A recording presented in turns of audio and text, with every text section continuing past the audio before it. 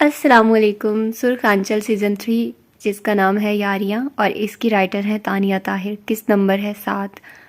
वो डिस्टर्ब सा ऑफिस में बैठा था। वकील सारी दास्तान हैदर को बता चुका था। उसे पता चला था मॉम भी घर आ गई हैं, लेकिन मालूम नहीं क्यों उसका सारा ध्यान उन दो लड़कियों पर जा चुका था। समझ नहीं आ रहा था कि क्या करें उन दोनों के लिए। वो पेपर वेट उठाकर उसे गोल गोल घुमाने लगा और गहरी सोच में था। तभी उसे आइस अपने रूम में आता दिखाई दिया। वो खुशगवार हैरत से देखता एकदम उठा। यार तुम कब आए? वो उठा और दोनों एक दूसरे से बगल गिर हुए। कल रात आया था। इस वक्त तक क्या कर रहे हो अपने चैम्बर में? वो आर्यान के सामने बैठ गया। कुछ नहीं, बस वैसे ही बैठा था। तुम यहाँ मेरे ऑफिस में कैसे आए? वो सवाल करता हंसने लगा क्योंकि आइस पहली बार आया था, जबकि आइस उसे तवज्जो से देखने लगा। मैं अजान नहीं हूँ, मुझे नज़र आता है कि मसला है कोई। बताओ क्या हुआ है यहाँ? क्यों बैठे हो? घर पर मॉम आ गई हैं, मैंने सुना है, और हमारा आवारा बाप भी। तमीज़ किया करो थोड़ी। आर्यान दफी में सर हिलाता बोला। आइस शाने उचका गया। चलो फिर घर चलते हैं। आर्यान ने उठना चाहा, जबकि वो खामोशी से उसे देखने लगा। आर्यान ने गहरा सांस भरा। यार एक लड़की ने डिस्टर्ब कर दिया। वो मुस्कुराहट समेट गया मायनी खेजी से।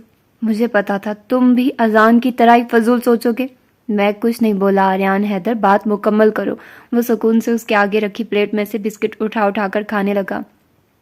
एक्चुअली कुछ टाइम पहले मेरे पास एक केस आया। ये समझो मैंने वो केस खुद लिया। एक पोस्ट पढ़ी थी कि नवाबजादा गौहर ने एक लड़की की इज्जत लूटकर उसके चेहरे पर तेजाब फेंक दिया।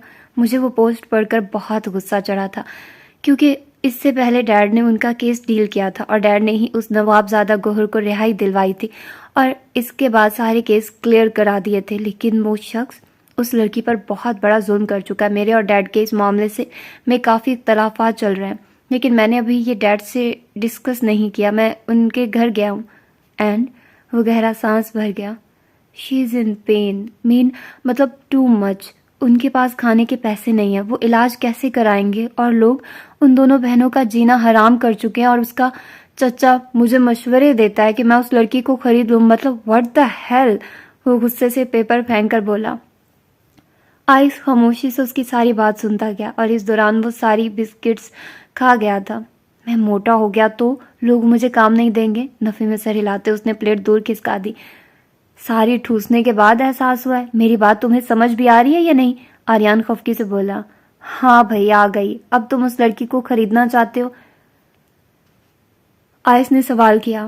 प्लीज आइस, मैं मजाक के मूड में नहीं हूँ। हल तो यही है कि तुम उसे खरीद कर उसको इस जहन्नुम से निकाल लो, और अगर नहीं कुछ कर सकते तो हमदर्दी के कीड़े को सुला दो। वो बोला, जबकि आर्यान हैरानगी से उसे देखने लगा।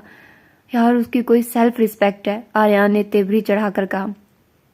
Self respect? इस वक्त उसके दिल में ये लफ्ज भी नहीं होगा। वो उन लोगों से दूर जाना चाहती होगी। आइस अंदाजा लगाता बोला। आर्यान ने गहरा सांस भरा। मैं किसी को बिला वजह नहीं खरीद कर उसे बेइज्जत कर सकता। आर्यान ने अपनी बात की। गुड, तो हमदर्दी भी सीने में ही खत्म कर दो और इतने हमदर्द ना बनो कि तुम तन्हाई में किसी के बारे में सोचो। आइस दो टोक कहकर वहां से उठा तो आर्यान भी उठ गया। दोनों रूम से बाहर निकलने लगे और दोनों ही गाड़ी की तरफ बढ़े। तुम मेरी गाड़ी में चलो, ये गाड़ी मुनीब ले आएगा, आइस ने कहा, और इतनी रात में भी गगल्स लगा लिए। जबकि आर्यान हंसने लगा। हीरो होने का मतलब ये नहीं है रात में भी गगल्स लगाए जाएं और हीरोगिरी दिखाई जाए।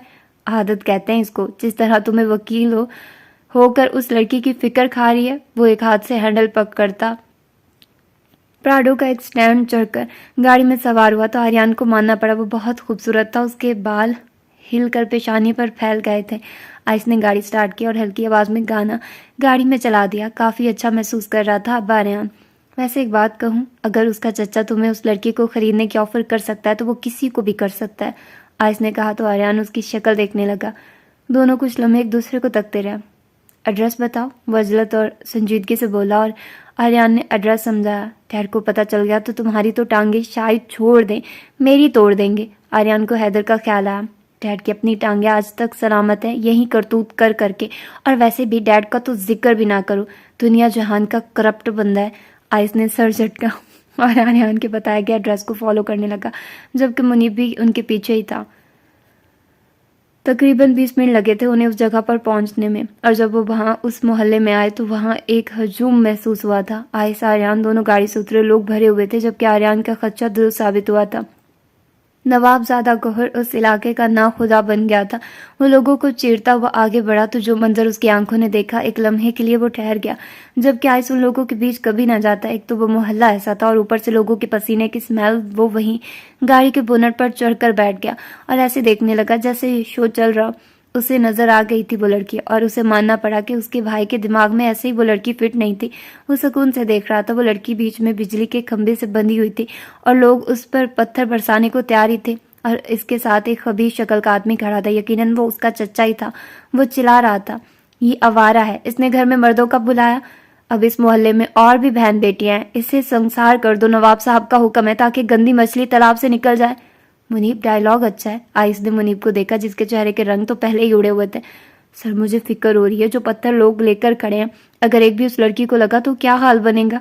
मुनीब बोला, जबकि उसने सामने देखा। बैरिस्टर आर्यान किस काम का है? शर्त लगा लो, आज मेरे बाप के घर में कुछ बड़ा होने वाला है। वो सुकून से बोलता सिगरेट सुलगा गया, जबकि आर्यान के तन बदन में आग सी लग गई थी। इतनी बेहुरमती एक पाक दामन लड़की की। वो मुठियां भींचता आगे बढ़ा और एक अनजान लड़की के सामने आ खड़ा हुआ। ये सब क्या तमाशा है? वो धाड़ा। उप्स। आइस ने सिगरेट का धुआं निकालकर राख फेंकते उसके गुस्से से इंप्रेस होते नफी में गर्दन हिलाए। हट जाइए वकील साहब, ये घटिया लड़की है, नवाब साहब का हुक्म इसे संसार करने का है।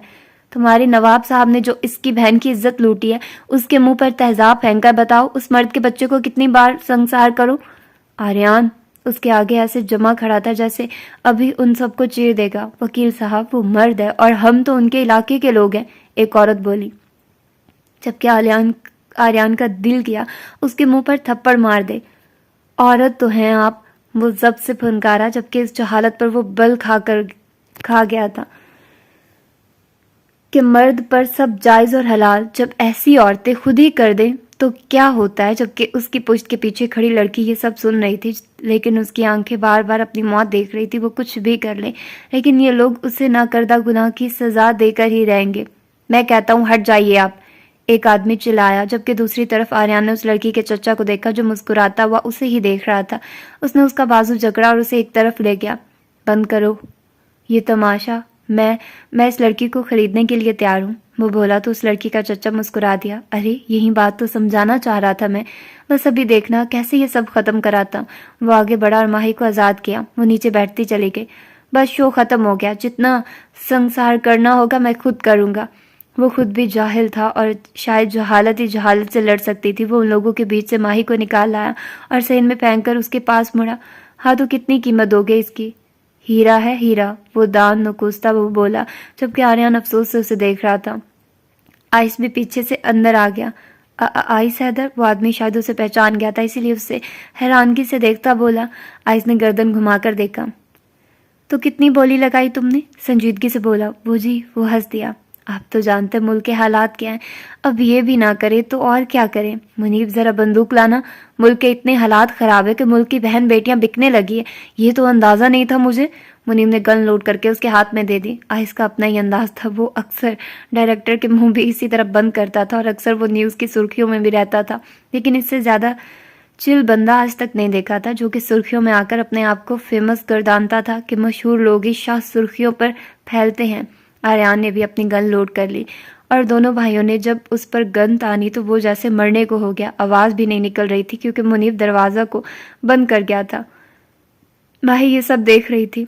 अब कीमत बताओ, आइस फनकारा। आप साहब ऐसे ही ले जाए साहब, आपकी ही चीज़ है, मेरी औकात ही क्या है। वो उनके आगे हाथ पांव जोड़ने लगा, जबकि आर्यान ने नफी में सर हिलाया। इसकी जहालत के आगे लड़ना बेकार है, वो बोला और उसने पीछे माही को देखा जो उठकर अंदर जा रही थी। तुम इन दोनों को लाओ, मैं गाड़ी में निकालता हूँ, आइस कहकर बाहर निकला, जबकि आर्यान ने मुनीब को गन देकर उसके चचा के सर पर खड़ा कर दिया और वो उस लड़की के पास गया। हमने कहीं नहीं जाना आपके साथ, माही बोली, उसका लहजा बिखरा बिखरा सा था। फिर आए रोज बोली लगवाना चाहती हैं आप? आर्यान की बात सख्त थी, लेकिन माही तड़प सी उठी थी। वो अजनबियों पर कैसे यकीन कर ले, वो भी तो मर्द था। बेहतर होगा आप यहाँ से चल लें, मैं आपको सिक्योर जगह पर छोड़ दूंगा। अगर आप दारुल अमान जाना चाहती हैं, क्या वहाँ आप जैसे भेड़िए नहीं होंगे? माही चिल्ला उठी।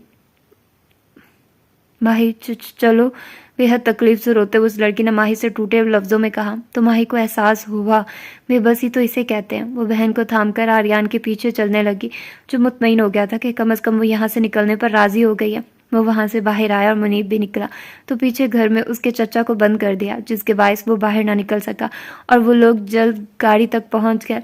हम इस गाड़ी में बैठ जाते हैं, माही ने मुनीब की तरह गाड़ी की तरफ इशारा किया। ठीक है बैठ जाएं, आइस बोला, क्योंकि वो यहाँ से निकलना चाहता था, बस दम घुट रहा था। अब इस जगह में माही और उसकी बहन उस गाड़ी में बैठ गई।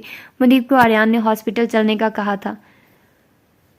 थैंक्स यार, शायद तुम्हारे हौसले की वजह से आज मैं किसी की मदद कर पाया हूँ। आर्यान ने उसके हाथ पर हाथ रखा। टाइम देखो, आइस ने उससे कहा तो आर्यान ने घड़ी देखी जो रात के 3 बजा रही थी। अब तुम्हारी कौन मदद करेगा? आर्यान ने कहा, जबकि आयशा ने झुका गया। आर्यान सर थाम गया। अशर हॉस्पिटल में ही है, पहले वहीं चल लो, वो बोला तो आइस ने गाड़ी का रुख हॉस्पिटल की जानिब किया। वहाँ भी तो एक वजूद था, आज उसने किसी अजनबी की मदद तो की, लेकिन एक और लड़की जो कि जुल्म का ही शिकार थी, उसे वो आज़ाद नहीं करा सका क्योंकि सामने उसका भाई था, वो जुल्म करने वाला। एकदम उसके दिल में ख्याल आया और वो सर झटक गया। वो उन्हीं चीज़ों की वजह से घर और इस शहर से दूर रहता था। आई थिंक सो ये एपिसोड बहुत ही छोटी थी और आप लोगों को मैं बताऊं, मैं ये सारा नॉवल व्हाट्सएप पर रिकॉर्ड कर रही हूँ। मुझे जैसे जैसे एपिसोड्स दी गई थी मैं वैसे वैसे रिकॉर्ड कर रही हूँ। अब कौन इतना वक्त करे कि पहले इसका वो PDF बनाया और फिर इस तरह करें। दिमाग होना चाहिए, काम तो आप कर ही लेते हो। तो इसीलिए फिर मैंने क्या किया है कि मैंने इसकी एडिटिंग में ऊपर भी ब्लैक ऐड कर दिया, क्योंकि ऊपर से जो व्हाट्सएप का है वो तो मैं ख़त्म नहीं कर सकती, नंबर भी सेव नहीं किया हुआ मैंने। तो राइटर ने मुझे किसी और के पास से दिया और उसने मुझे सेंड किया। और नीचे से व्हाट्सएप का जो लिखा हुआ आता है वो भी नीचे वाले ब्लैक से छुप जाता है, तो आप लोग पढ़ भी लेते हैं, क्योंकि जितनी स्क्रीन मुझे शो होती है उतनी स्क्रीन आप लोगों को भी शो होती है। तो बाकी होपफुली कि आप लोगों को ये अच्छा लग रहा होगा। आई नो ये एपिसोड बहुत शॉर्ट है और मैंने खुद से प्रॉमिस किया कि जितनी एपिसोड होगी मैं आप लोगों को उतनी ही दूंगी। मैं कोई डबल एपिसोड्स नहीं देने वाली। जिस तरह से मुझे एपिसोड्स रिसीव हुई हैं, जिस तरह से एक एक करके एपिसोड्स हैं, मैं वैसे ही दूंगी।